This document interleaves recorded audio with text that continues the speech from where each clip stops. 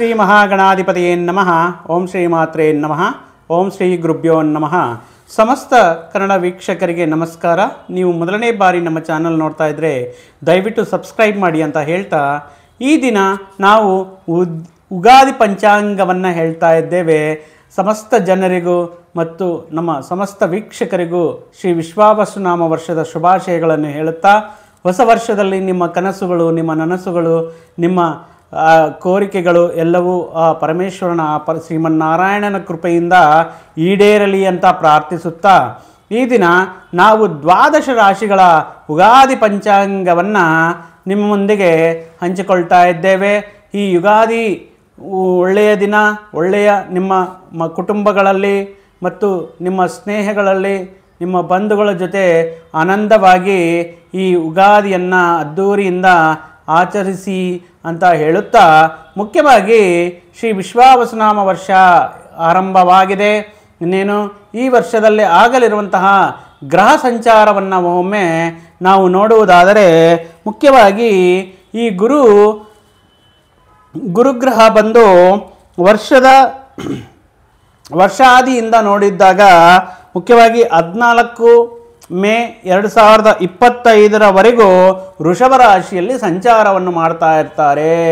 ಮೇ 14 ವೃಷಭ ರಾಶಿಯಲ್ಲಿ ಇರುತ್ತಾ, ಮತ್ತು 14ರಿಂದ ಅಕ್ಟೋಬರ್ 18 ಮಿಥುನ ರಾಶಿಗೆ, ವೃಷಭ ರಾಶಿಯಿಂದ ಮಿಥುನ ರಾಶಿಯಲ್ಲಿ ಗುರುಗ್ರಹವು ತನ್ನ ಸಂಚಾರವನ್ನು ಬದಲಾಯಿಸಿ ಈ 18 ಅಕ್ಟೋಬರ್ವರೆಗೂ ಮಿಥುನ ರಾಶಿಯಲ್ಲಿ ಸಂಚಾರವನ್ನು ಮಾಡುತ್ತಾ, ಮುಖ್ಯವಾಗಿ ಈ 18 ಅಕ್ಟೋಬರ್ 2025 ಮತ್ತು ಡಿಸೆಂಬರ್ 5 ಮುಖ್ಯವಾಗಿ ಈ ಮಿಥುನದಿಂದ ಕಟಕ ರಾಶಿಗೆ ತನ್ನ ಗಮನವನ್ನು, ತಮ್ಮ ಸಂಚಾರವನ್ನು ಬದಲಾಯಿಸುತ್ತಿದ್ದಾರೆ. ಇನ್ನು ಈ ಡಿಸೆಂಬರ್ 5 ಮಿಥುನ ರಾಶಿಯಲ್ಲಿ ಸಂಚಾರವನ್ನು ಮಾಡುತ್ತಾ ವಕ್ರನಾಗಿ ಮತ್ತೆ ವಕ್ರತ್ಯಾಗವನ್ನು ಮಾಡಿ ಕಟಕ ರಾಶಿಯಿಂದ ಮತ್ತೆ ಮಿಥುನ ರಾಶಿಗೆ ಬಂದು ಈ ವರ್ಷ ಪೂರ್ತಿ ಅಂದರೆ ಮಾರ್ಚ್ ತಿಂಗಳು, ನೆಕ್ಸ್ಟ್ ಉಗಾದಿ ಬರುತ್ತಲ್ವ 2026, ಅಲ್ಲಿಯವರೆಗೂ ಈ ಮಿಥುನ ರಾಶಿಯಲ್ಲಿ ಸಂಚಾರವನ್ನು ಮಾಡ್ತಾ ಇರ್ತಾರೆ. ಇನ್ನು ಶನಿ ಬದಲಾವಣೆ ನಡೆದಿದೆ. ಇನ್ನು ಶನಿ ಬದಲಾವಣೆಯಿಂದ ಈ ವರ್ಷಾದಿಯಿಂದ, ಈ ವರ್ಷದ ಆರಂಭದಿಂದ ವರ್ಷದ ಅಂತ್ಯದವರೆಗೂ ಮೀನರಾಶಿಯನ್ನು ಜನ್ಮರಾಶಿಯಾಗಿ ಮಾಡಿಕೊಂಡು ಸಂಚಾರ ಮಾಡ್ತಾ ಇರ್ತಾರೆ. ಆದ್ದರಿಂದ ಆಯಾ ರಾಶಿಗಳಿಗೆ ಮುಖ್ಯವಾಗಿ ಈ ಗುರು ಮತ್ತು ಶನಿ ಅತ್ಯುತ್ತಮ ಪ್ರಭಾವ ಗ್ರಹಗಳಾಗಿರುವುದರಿಂದ ಈ ಕಾಲದಲ್ಲಿ ಅವರು ಶ್ರೀ ಶನಿ ಮಹಾತ್ಮನು ಮತ್ತು ಗುರುದೇವನು ಯಾವ ರೀತಿ 12 ರಾಶಿಗಳಿಗೆ ಫಲಗಳನ್ನು ಕೊಡ್ತಾ ಇದ್ದಾರೆ ಅನ್ನುವಂತಹ ಮುಖ್ಯವಾದ ವಿಷಯಗಳನ್ನು ಈ ಪಂಚಾಂಗ ಶ್ರವಣದ ಮುಖಾಂತರ ತಿಳಿದುಕೊಳ್ಳೋಣ. ಈ 12 ರಾಶಿಗಳಲ್ಲಿ ಮೊದಲನೇ ರಾಶಿಯಾದಂತಹ ಮೇಷರಾಶಿ ಜಾತಕರಿಗೆ ಮುಖ್ಯವಾಗಿ ಈ ಅಶ್ವಿನಿ, ಭರಣಿ, ಕೃತಿಕ ಮೊದಲನೇ ಪಾದದಲ್ಲಿ ಜನಿಸಿರುವಂತಹ ಈ ನಕ್ಷತ್ರಕರು ಮೇಷರಾಶಿಗೆ ಸೇರುತ್ತಾರೆ. ಇನ್ನು ನಿಮ್ಮ ನಕ್ಷತ್ರ ಗೊತ್ತಾಗಲಿಲ್ಲ, ನಿಮ್ಮ ನಕ್ಷತ್ರಾದಿಗಳು ತಿಳಿಯಲಿಲ್ಲ ಅನ್ನುವಂತಹ ಸಂದರ್ಭಗಳಲ್ಲಿ ನಿಮ್ಮ ಹೆಸರಿನಲ್ಲಿ ಮೊದಲನೇ ಅಕ್ಷರವು ಚು, ಚೆ, ಚೋ, ಲ, ಲಿ, ಲೇ, ಲೋ, ಆ ಈ ಅಕ್ಷರಗಳಿಂದ ಮೊದಲಾಗಿರುವಂತಹ ಅಕ್ಷರಗಳಲ್ಲಿ ಜನಿಸಿದವರು ನಿಮ್ಮದು ಮೇಷರಾಶಿ ಅಂತ ತಿಳ್ಕೋಬೇಕಾಗುತ್ತೆ. ಇನ್ನು ಈ ವರ್ಷದಲ್ಲಿ ಮುಖ್ಯವಾಗಿ ನಿಮಗೆ ಅದೃಷ್ಟವನ್ನು ತಂದುಕೊಡುವಂತಹ ವಾರಗಳು ಬಂದು ಭಾನುವಾರವು, ಮಂಗಳವಾರವು ಮತ್ತು ಗುರುವಾರವು ಅದ್ಭುತವಾಗಿರುತ್ತೆ. ಮುಖ್ಯವಾಗಿ ಈ ವರ್ಷ ನೀವು ಏನಾದರೂ ಕಾರ್ಯವನ್ನು ಆರಂಭಿಸಬೇಕು, ಪ್ರಯಾಣವನ್ನು ಮಾಡಬೇಕು ಅನ್ನುವಂತಹ ಸಂದರ್ಭಗಳಲ್ಲಿ ನಿಮ್ಮ ಅದೃಷ್ಟ ದಿಕ್ಕು ಈ ವರ್ಷ ದಕ್ಷಿಣವಾಗಿರುತ್ತೆ. ಆದ್ದರಿಂದ ಈ ಸೌತ್ ಕಡೆಗೆ ಸ್ವಲ್ಪ ಟ್ರಾವೆಲ್ ಮಾಡಿ ಆಗ ನೀವು ನಿಮ್ಮ ದಿಕ್ಕನ್ನು ಬದಲಾಯಿಸಬಹುದು. ಈ ವರ್ಷ ನಿಮಗೆ ಶುಭ ಸಂಖ್ಯೆಗಳು, ಯಾವ ದಿನಗಳು, ಯಾವ ನಂಬರ್ಗಳು ನಿಮಗೆ ಅದೃಷ್ಟ ತರುತ್ತೆ ಅಂದರೆ 1, 2, 3, 9 ಈ ನಂಬರ್ಗಳಲ್ಲಿ ನಿಮಗೆ ಉತ್ತಮವಾದಂತಹ ವಿಷಯಗಳು ಮತ್ತು ಉತ್ತಮವಾದಂತಹ ದಿನಗಳು, ಈ ನಂಬರ್ಗಳಲ್ಲಿ, ಈ ಅಂಕೆಗಳಲ್ಲಿ ನೀವು ಅದೃಷ್ಟವನ್ನು ಹುಡುಕೋಬಹುದು. ಇನ್ನು ಉತ್ತಮ ಶುಭ ದಿನಾಂಕಗಳು, ಏನಾದರೂ ಮುಖ್ಯವಾದಂತಹ ಕೆಲಸ ಕಾರ್ಯಗಳೆಲ್ಲ ಮಾಡಲೇಬೇಕು, ಪ್ರಯತ್ನ ಮಾಡಬೇಕು, ಆರಂಭಿಸಬೇಕು ಅನ್ನುವಂತಹ ಸಂದರ್ಭಗಳಲ್ಲಿ ಈ 1, 10 ಮತ್ತು 27 ಈ ದಿನಾಂಕಗಳಲ್ಲಿ ನೀವು ನಿಮ್ಮ ಕೆಲಸ ಕಾರ್ಯಗಳನ್ನು ಆರಂಭಿಸಬಹುದು. ಈ ವರ್ಷ ಮೇಷರಾಶಿಯವರಿಗೆ ನೋಡಿದರೆ ಆರೋಗ್ಯದಲ್ಲಿ ಸುಧಾರಣೆ ಅನ್ನೋದು ಕಾಣಿಸ್ತಾ ಇದೆ. ಹಿಂದಿನ ದಿನಗಳಲ್ಲಿ ಏನಾದರೂ ಅನಾರೋಗ್ಯ ಸಮಸ್ಯೆಗಳಿಂದ ಬಳಲ್ತಾ ಇರುವಂತಹ ಸಂದರ್ಭಗಳಲ್ಲಿ ನಿಮಗೆ ಸಾಕಷ್ಟು ಆರೋಗ್ಯದಲ್ಲಿ ಸುಧಾರಣೆಯು ಮತ್ತು ಗುರು ಮಹಾಶಯ ವೃಷಭ ರಾಶಿಯಲ್ಲಿ ಸಂಚಾರ ಮಾಡುವಂತಹ ಸಂದರ್ಭಗಳಲ್ಲಿ ಶುಭದಾಯಕನಾಗಿರ್ತಾನೆ.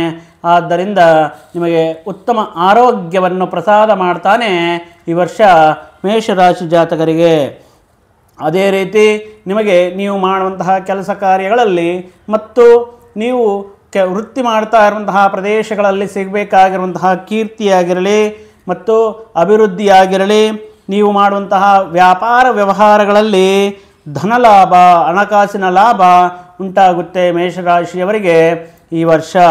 ಈ ವರ್ಷ 7.5 ಒಂದು ಶನಿ ಇವರು ವ್ಯಯಭಾವದಲ್ಲಿ ಸಂಚಾರ ಮಾಡ್ತಾ ಇರುವಂತಹ ಕಾರಣದಿಂದ ನಿಮಗೆ 7.5 ಆರಂಭ ಅನ್ನುವುದು ಈ ವರ್ಷದಲ್ಲಿ ನೀವು ಕಾಣಬಹುದು. ಮುಖ್ಯವಾಗಿ ಹಣಕಾಸಿನ ವ್ಯವಹಾರಗಳಲ್ಲಿ ಯಾವುದೇ ರೀತಿ ತೊಂದರೆ ಇರಲ್ಲ, ಅತ್ಯುತ್ತಮ ಧನಲಾಭ ನಿಮ್ಮದಾಗಿರುತ್ತದೆ. ಮುಖ್ಯವಾಗಿ ಈ ಧರ್ಮ ಕಾರ್ಯಗಳ ಬಗ್ಗೆ, ದೈವ ಕಾರ್ಯಗಳ ಬಗ್ಗೆ, ಆಧ್ಯಾತ್ಮಿಕ ವಿಷಯಗಳ ಬಗ್ಗೆ ಆಸಕ್ತಿಯನ್ನು ಹೊಂದಿರುತ್ತೀರಾ ಮೇಷರಾಶಿಯವರು. ಮುಖ್ಯವಾಗಿ ಬಂಧು ಮಿತ್ರಗಳು ನೀವು ಮಾಡ್ತಾ ಇರುವಂತಹ ಕೆಲಸ ಕಾರ್ಯಗಳಿಗೆ, ವ್ಯವಹಾರಗಳಿಗೆ ಮತ್ತು ಮಾಡ್ತಾ ಇರುವಂತಹ ಉತ್ತಮ ಪ್ರಯತ್ನಗಳಿಗೆ ನಿಮ್ಮ ಬಂಧು ಮಿತ್ರರ ಸಹಾಯ ಸಹಕಾರ ಅನ್ನುವುದು ನಿಮಗೆ ಸಾಕಷ್ಟು ಯಶಸ್ಸನ್ನು ಈ ವರ್ಷ ತಂದುಕೊಡ್ತಾ ಇದೆ.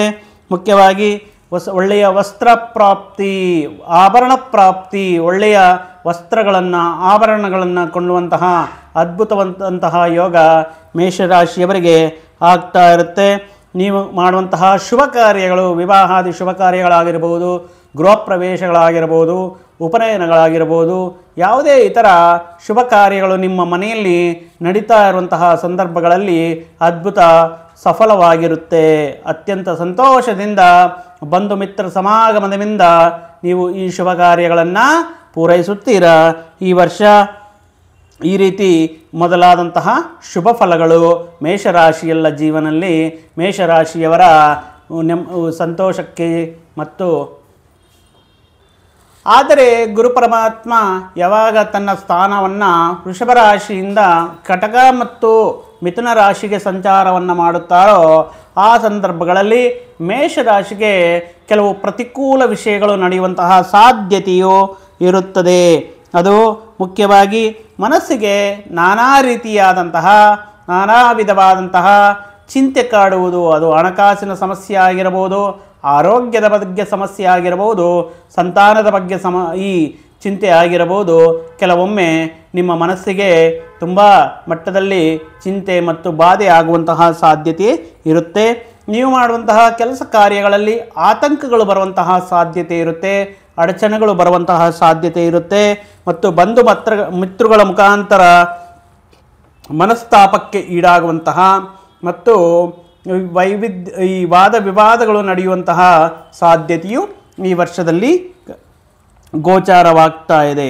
ಮುಖ್ಯವಾಗಿ ಮನಸ್ಸಿಗೆ ಬೇಜಾರು, ಒಬ್ಬಂಟಿ ಆಗ್ತಾ ಇದ್ದೀನಿ, ಯಾರೂ ನನಗೆ ಸಪೋರ್ಟ್ ಸಿಗ್ತಾ ಇಲ್ಲ, ಯಾವುದೇ ರೀತಿ ನನಗೆ ಅನುಕೂಲವಾಗ್ತಾ ಇಲ್ಲ ಅನ್ನುವಂತಹ ಒಂದು ಒಬ್ಬಂಟಿತನ, ಒಂದು ಮನಸ್ಸಿಗೆ ಒಂದು ಬೇಜಾರು ಅನ್ನುವ ರೀತಿಯಲ್ಲಿ ಒಂದು ಈ ತುಂಬ ಮಾನಸಿಕ ಆತಂಕಕ್ಕೆ ಈಡಾಗುವಂತಹ ಸಾಧ್ಯತೆಯು ಗೋಚಾರವಾಗ್ತಾ ಇದೆ.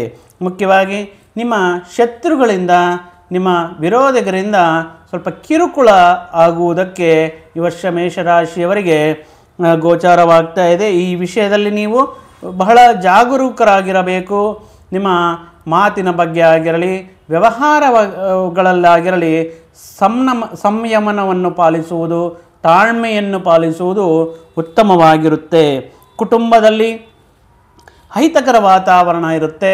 ಮುಖ್ಯವಾಗಿ ಕುಟುಂಬ ಸದಸ್ಯರ ಮಧ್ಯೆ ಅನಾವಶ್ಯಕವಾಗಿ ಕೆಲವು ವಿಷಯಗಳಲ್ಲಿ ವಾದ ವಿವಾದಗಳು ನಡೆಯುವುದು ಮತ್ತು ನಿಮ್ಮ ಮಾತಿಗೆ ಅವರು ಬೇಜವಾಬ್ದಾರಿಯಿಂದ ಉತ್ತರ ನೀಡುವುದು, ಈ ರೀತಿ ಸಂದರ್ಭಗಳು ಮತ್ತು ಸನ್ನಿವೇಶಗಳಿಂದ ನಿಮ್ಮ ಮನಸ್ಸು ಒಬ್ಬಂಟಿತನದಿಂದ ಕಾಡುವುದಕ್ಕೆ ಮತ್ತು ಮಾಡುವ ಕೆಲಸಗಳಲ್ಲಿ ನಿರಾಸಕ್ತಿಯನ್ನು ಹೊಂದುವುದಕ್ಕೆ ಈ ವರ್ಷದಲ್ಲಿ ಆಗ್ತಾ ಇದೆ. ಮುಖ್ಯವಾಗಿ ಶನಿ ಮೀನರಾಶಿಯಲ್ಲಿ ಸಂಚಾರ ಮಾಡ್ತಾ ಇರುವಂತಹ ಸಂದರ್ಭಗಳಲ್ಲಿ ಈ ಅನಾವಶ್ಯಕವಾಗಿ ಒಂದೇ ಕೆಲಸಕ್ಕೋಸ್ಕರ ಪದೇ ಪದೇ ತಿರುಗಾಡುವುದು, ಪದೇ ಪದೇ ಕೆಲಸ ಕಾರ್ಯಗಳ ಮೇಲೆ, ಅಂದರೆ ಕೆಲಸ ಒಮ್ಮೊಟ್ಟಿಗೆ ಅದು ಕಂಪ್ಲೀಟ್ ಆಗೋಲ್ಲ, ಪದೇ ಪದೇ ಪೋಸ್ಟ್ಪೋನ್ ಮಾಡ್ತಾ ಇರ್ತಾರೆ. ನೀವು ಆಗಬೇಕಾಗಿರುವಂತಹ ಕೆಲಸಗಳಲ್ಲಿ ಸ್ವಲ್ಪ ವಿಳಂಬತೆ ಅನ್ನೋದಾಗುತ್ತೆ, ಅನಾವಶ್ಯಕವಾದಂತಹ ಪ್ರಯಾಣಗಳಿರಬಹುದು. ಆದ್ದರಿಂದ ಈ ಶನಿ ಸಾಡೆ ಸಾತಿನ ಆರಂಭ ದಿನಗಳಲ್ಲಿ ಈ ರೀತಿ ತೊಂದರೆಗಳು ಇರಬಹುದು. ಮತ್ತು ನೀವು ದುಷ್ಟಜನ ಸಹವಾಸದಿಂದ ನಿಮ್ಮ ಮಾನ ಮತ್ತು ಗೌರವಕ್ಕೆ ಹಾನಿ ಉಂಟಾಗುವಂತಹ ಸಾಧ್ಯತೆ ಇದೆ. ದುಷ್ಟ ವ್ಯಸನಗಳಿಂದ ಮತ್ತು ದುಷ್ಟ ಸಹವಾಸಗಳಿಂದ ನೀವು ಸಾಕಷ್ಟು ದೂರವಿರುವುದು ಉತ್ತಮವಾಗಿರುತ್ತದೆ. ಈ ವರ್ಷವು ಯತ್ನ ಕಾರ್ಯ ವಿಘ್ನವಾಗಿರುತ್ತದೆ. ಮಾಡುವಂತಹ ಕೆಲಸ ಕಾರ್ಯಗಳಲ್ಲಿ ಸಾಕಷ್ಟು ಆತಂಕಗಳು ಬಂದು ನಿರಾಶಕ್ಕೆ ಒಳಗೆ ಆಗುವಂತಹ ಸಂದರ್ಭಗಳು ಈ ವರ್ಷದಲ್ಲಿ ಕಾಣಬಹುದು. ಮತ್ತು ಬಂಧು ಮಿತ್ರಗಳ ನಡುವೆ ಕೆಲವು ಸಂದರ್ಭಗಳಲ್ಲಿ ಮನಸ್ತಾಪಕ್ಕೆ, ವಾಗ್ವಿವಾದಗಳು ಮತ್ತು ವಿರುದ್ಧ ವೈಯಕ್ತಿಕ ಸಮಸ್ಯೆಗಳು ಮತ್ತು ಅವರೊಡನೆ ಅನಾವಶ್ಯಕವಾಗಿ ಜಗಳಗಳು ಆಗುವಂತಹ ಸಂದರ್ಭ ಇರುವಂತಹ ವಿಷಯದಿಂದ ಮುಖ್ಯವಾಗಿ ಮೇಷರಾಶಿಯವರು ತಾಳ್ಮೆಯನ್ನು ತುಂಬ ಕಲ್ತ್ಕೋಬೇಕಾಗಿರುತ್ತೆ. ಕಷ್ಟಪಟ್ಟು ಮಾಡುವಂತಹ ಕೆಲಸ ಕಾರ್ಯಗಳಲ್ಲಿ ಸಾಕಷ್ಟು ಪ್ರಯತ್ನ, ಸಾಕಷ್ಟು ಕಷ್ಟವನ್ನು ಇವರು ಮುಂದುವರಿಸಬೇಕಾಗಿರುತ್ತೆ. ಮುಖ್ಯವಾಗಿ ವಿದ್ಯಾರ್ಥಿನಿಯರು ಈ ಓದಿನ ಬಗ್ಗೆ ಸಾಕಷ್ಟು ಆತಂಕವನ್ನು, ಕೆಟ್ಟ ಅಭ್ಯಾಸಗಳನ್ನು, ದುಷ್ಟ ಸಹವಾಸಗಳನ್ನು ಬಿಟ್ಟು ಓದಿನ ಕಡೆಗೆ, ವಿದ್ಯಾಭ್ಯಾಸದ ಕಡಿಮೆಗೆ ಇವರು ಗಮನ ಕೊಟ್ಟಿದ್ದರೆ ಅದ್ಭುತವಾದಂತಹ ಯಶಸ್ಸನ್ನು ಈ ವಿದ್ಯಾಭ್ಯಾಸಗಳಲ್ಲಿ ಮತ್ತು ಈ ಉನ್ನತ ವಿದ್ಯಾ ಅವಕಾಶಗಳನ್ನು ಪಡೆಯುವುದರಲ್ಲಿ ಯಶಸ್ವಿಯಾಗ್ತಾರೆ ಅಂತ ಹೇಳುತ್ತಾ ಈ ವಿಡಿಯೋನ ಇಲ್ಲಿಗೆ ಮುಗಿಸುತ್ತಾ ಮತ್ತೊಂದು ರಾಶಿ ಜೊತೆಗೆ ಮತ್ತೊಂದು ವಿಡಿಯೋ ಜೊತೆಗೆ ನಿಮ್ಮ ಮುಂದೆ ಬರ್ತೀನಿ.